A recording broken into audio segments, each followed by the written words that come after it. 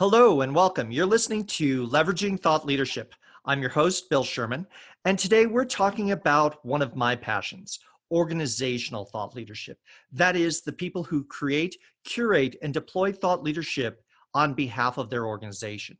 My guest today is Sean Davis. Sean is an expert in business transformation. Most recently, he served as the Chief Transformation Evangelist at Equifax.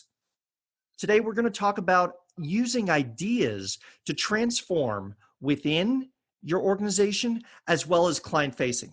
Welcome to the show, Sean. Thanks for having me, Bill. It's great to be here. So let me start with a simple question because some of the guests or some of the audience might not know. What's a chief transformation evangelist and what do they do? Oh, so I don't know that there's an official statement of work or whatever that's out there. It could be a lot of different things. Some companies call them DevRel. Some companies just call them whatever their titles are, and it's an auxiliary task within the role. Within Equifax, my job was really to connect with our internal employees, our external customers and consumers, and our industry market, and talk a little bit about, just the great things that Equifax is doing and what they had learned from the experience of, post breach and how we're innovating and how we're driving through the transformation. So it was really fascinating to, take on a role that had a much broader scope than traditionally. Because with DevRel, you're really just talking to your customers most of the time and the market, but getting involved with the employees and kind of creating feedback loops around where their concerns are, where their challenges are, and then helping drive innovation programs within the company was a real step up. And it was really interesting to see how that kind of formed as we went along our journey. So if I understand correctly, you were standing at an intersection between technology, employee, and customers. Is that Yes. correct? Yes. Yeah. So talk to me about how you reached those target audiences. What were you doing to listen as well as to communicate? So it was really interesting. I tried to allow a lot of the initiatives that I was running within the organization to drive that communication pattern with our customers. So when you talk about your internal employees, we really looked at how could we empower them. And one of the things that I did was I kind of just went around with, snack trays or whatever, because everyone loves to eat. Everyone likes little snacks. Said, hey, my name is Sean Davis. I'm the Chief Transformation Evangelist for Equifax. My focus is really on understanding what you do here and the great things that you're learning so that it can share with others. And that kind of built into the bigger goal of creating this global services catalog, right? Because we were trying to Mm-hmm. define in this new world, what are all the capabilities of the organization and how do we create a catalog that can be consumed by our leadership in order to develop better products for our customers. So by going to each team and kind of understanding where they're coming from, some of the challenges that they had, and helping them define, here are the capabilities that we offer and how we do that. It gave me an opportunity to talk to them about, how you can better align to the mission and the vision and get them, kind of in that mode of understanding how not only they contribute to their day-to-day task, but how that value that they're creating actually props up and helps perpetuate the mission and the vision of the organization to our customers.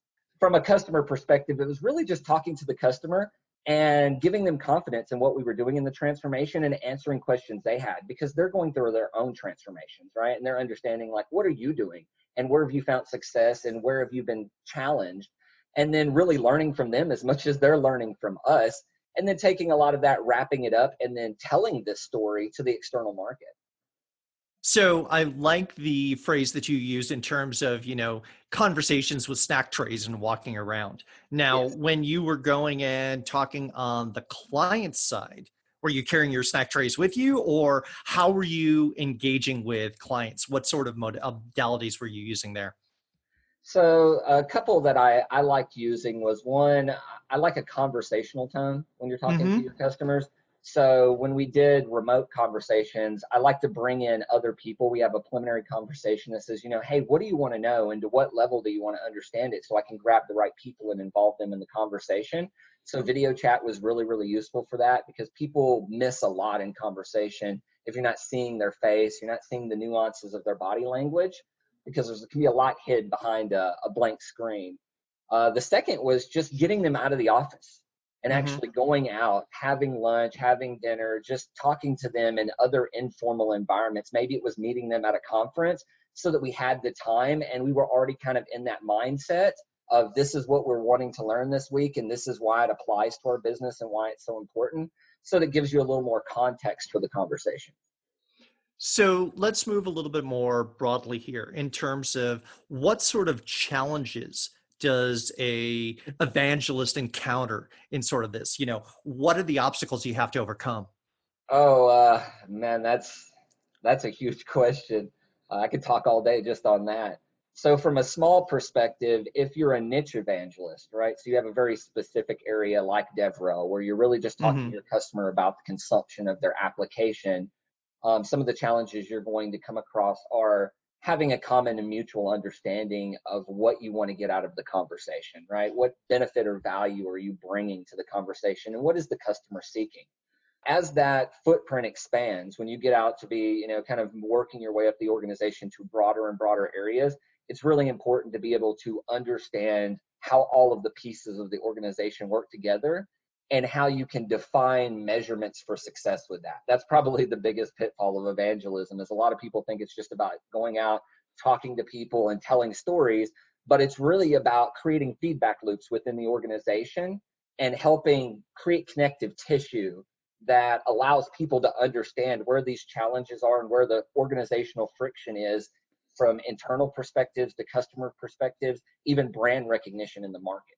So it sounds like you spent a fair amount of your time not only moving vertically through the organization, but laterally as well, Absolutely. and then being a conduit for information going up as well as coming down. So aligning vision with action. Would that be a fair summary? Absolutely. Absolutely. So let's talk a little bit about the intangibles because you've mentioned that these conversations are more than technology, right? You've Yes. mentioned vision, you've mentioned culture, for example. Let's talk about that connective tissue. You use those words, and I want to dig deeper on that. Okay. So I think one of the most important things to remember is if you look at what a lot of leadership wants in organizations, I think out of the 35 CISOs I've talked to over the last month, a lot of them want people, technologists that are people, Hmm. somebody who can actually relate and connect with others. And that's huge, right? Because when you have the technology conversations, we're all in our, domain of expertise and we can talk tech all day long. But if we're not connecting at an authentic level with our audience, with the other people that we're talking with, and we're not building trust as we do that, it's going to be very difficult to make some really impactful outcomes, right? Because we're not here just to output a bunch of lists of Right. things or to put the checks in the box, but we're trying to drive those outcomes through honest conversation and understanding while building trust with our audiences. So in that trust, and you can't do that just as a drive-by where you parachute in, right? Say a little bit more on how you build trust, So either it's with the front interesting. line or the top levels. Give me a story or two. It's interesting. A lot of it is really understanding the audience that you have and making time. Like self-care is so important as an evangelist because you get caught on these wheels sometimes where the first year I got into this, I was like, man, I want to be a speaker. I want to get out there and share all this information that I've known. And I submitted to, I think it was like 75 different places to talk, from code camps to meetups to conferences. And I ended up getting approved for like 31. Yeah, And I yeah. was not prepared for that because it was like get on a plane and then as soon as you're done with your talk, you don't even get time to enjoy the conference. You're just getting on a plane to go do another keynote somewhere else. And it's like that's your life. Hmm. And you can sometimes get trapped in this circle of, hey, people are really excited and the feedback's awesome and they're really excited by what you've said. But if you don't take the time afterwards to really connect with the audience and talk about their specific challenges that they're having and saying, hey, how did this apply to you? What did you find that was really valuable in the conversation or in the keynote? Or what did you find that you don't necessarily agree with? Because that's part of evangelism as well. And it's really tough sometimes when you talk about trust is, coming in and talking to leadership and saying, hey, I'm going to go represent your product, but I'm going to talk about the good and the bad. I'm going to tell them about the things we do amazing, but I'm also going to have to tell them about the things that we really lack or that we're Hmm. challenged in. But with those conversations, we're going to get some really valuable information. about how we can drive more value to our customers, right? Because they're going to say, oh, well, we would have gone with you, but you don't have these features. And we're like, wow, that's something I'm hearing all the time. It's a conversation we need to have with leadership. If you are enjoying this episode of Leveraging Thought Leadership, please make sure to subscribe. If you'd like to help spread the word about the podcast, please leave a 5-star review and share it with your friends. We are available on Apple Podcast, Spotify, and all major platforms, as well as at leveragingthoughtleadership.com. So, and how does that fit in? Because I think that's an interesting point, right? Leadership has a vision of where they want the organization to go, but Yes. you've been out in the field, you've been talking to the front lines, you've got a pulse. Talk about that intersection between the evangelist and then the strategy and the vision of the organization, right? Because you're sitting in a very unique place on that. Yes, it is a interesting road to navigate. You have to balance your personal beliefs and everything, because to be a really great evangelist, you have to believe in the message that you're sharing with others. I look at it from, let's think of a public company. The board mission and vision that they set for the organization is pretty absolute. The big factor with that is the how and the what, right? What are we going to do to be able to deliver on that, and how are we going to do it? So when I think about leadership's really defining that what.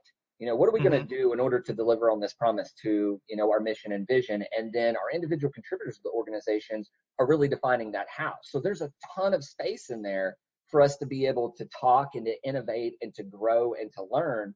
One of the challenges comes, though, is that different industries are going to require different things from you, right? And using Equifax as an example, or even other fintech firms that I've worked for, they're highly regulated. And no matter how much you want to be honest and transparent about the things that you do, you have to be very careful with the audiences that you have and the things that you say, not because you want to hide the truth or whatever, but we live in such a litigious society that even well-meaning comments, even well-meaning efforts, if they're not framed properly for the audience to understand that this is either an aspiration or a reality in the organization, it can get you into a lot of trouble, especially coming from things like post breaches or having security concerns, or the company's been in the eye of the public, because you're trying to spend that time to authentically build trust with your customers and say, yes, not only have we learned from this experience, but we want to take what we've learned, grow from it, and then contribute back out to the industry, our customers and our partners, to show them how they can avoid the same mistakes that we've made in the past. And so finding that line between how do we share what we learned and provide our thought leadership and experience and expertise without opening ourselves up to liability. That has to be a huge sort of challenge, right? Where you're talking about privacy, security, and really information that members of the general public care deeply about, right?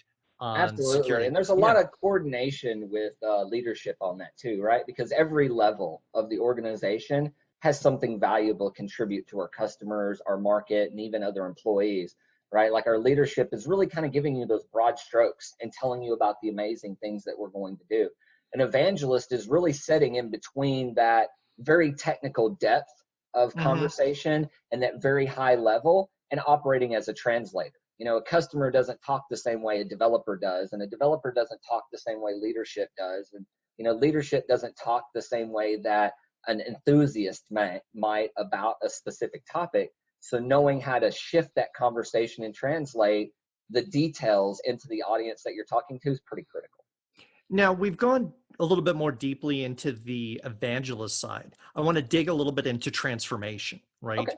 And so let's talk about transformation and the relationship between technology and the transformation of the organization.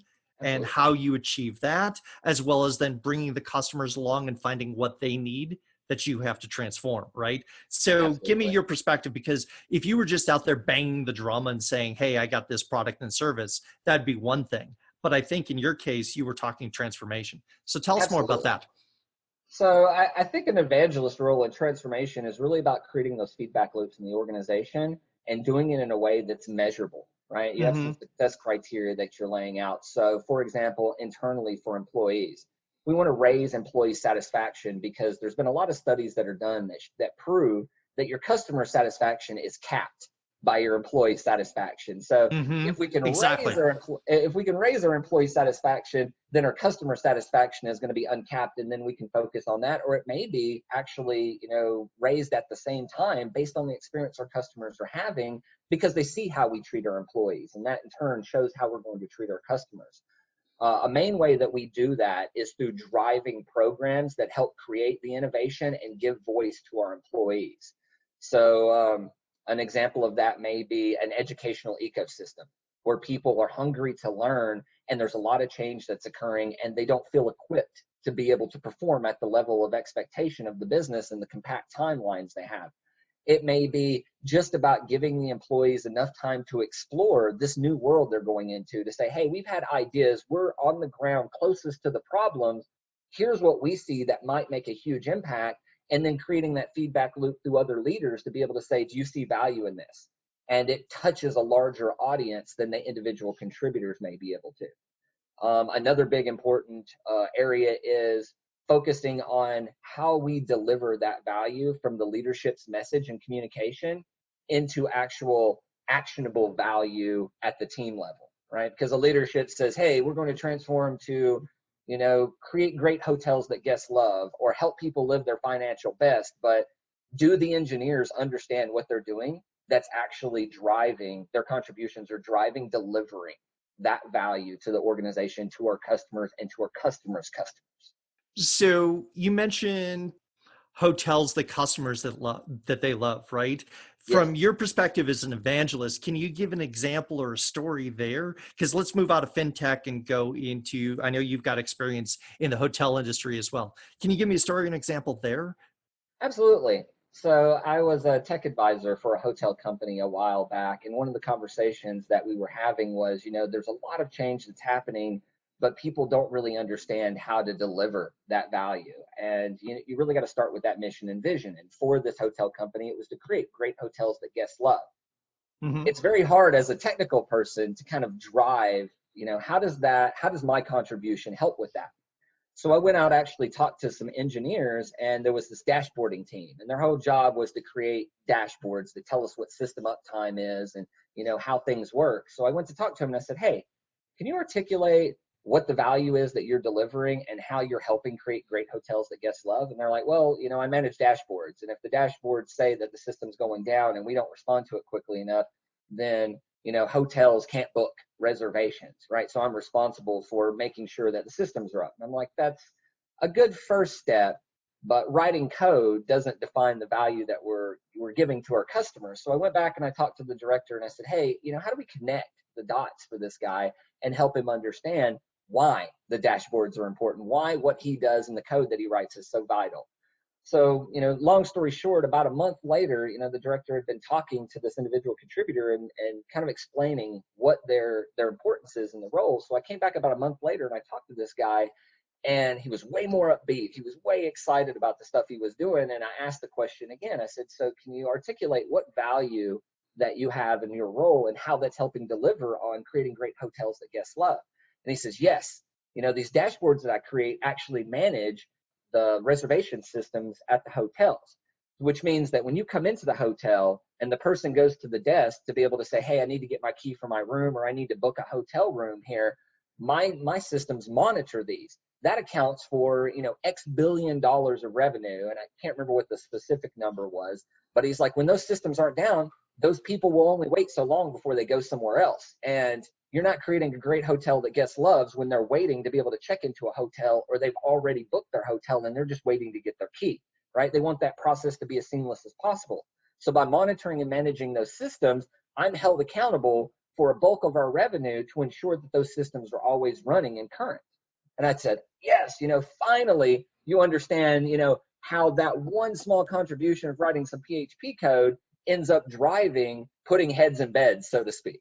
Perfect. And what I like there is you're describing the role of the evangelist as someone who connects vision with action to Absolutely. create results for customers, right? Absolutely. That customers care about, right? So let me ask you, if you were to give advice to someone who's starting down the evangelist road and trying to figure out, give me a tip or two that you would share with them that would make their life easier and make them more effective for their organization. Absolutely. So, two of the primary components of evangelism that will really define success for you is take what you're passionate about.